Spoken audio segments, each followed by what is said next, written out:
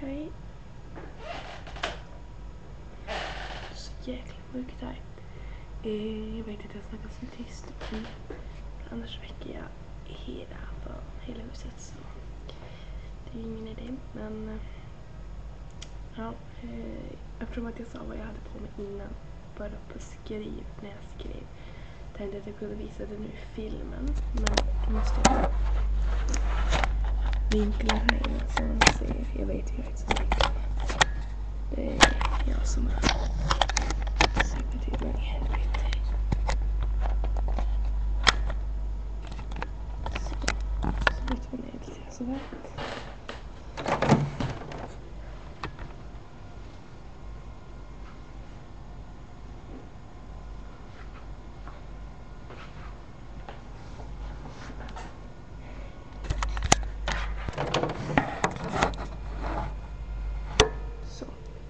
Jag har knutit, alltså skjortan är så här.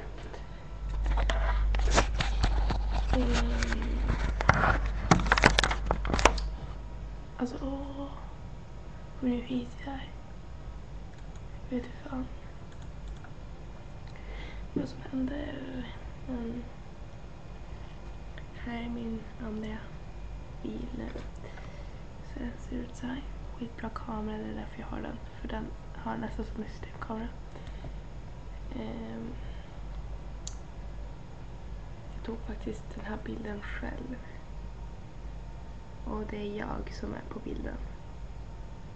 Så det är jag som har tagit den själv. Jag var själv här. Jag kan visa lite mer.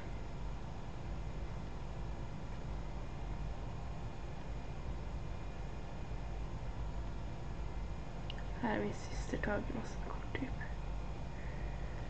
Men du ska få se några fokusbilder. Ja, vi klättrar. Faktiskt jättekul.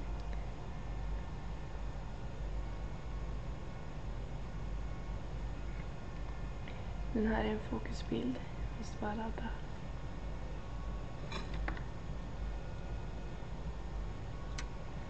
Och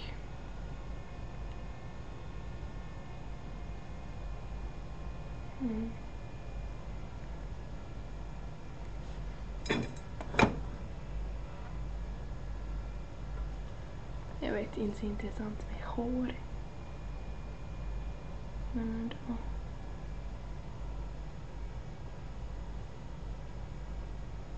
Jag har nästan 3 minuter. Whatever, hejdå.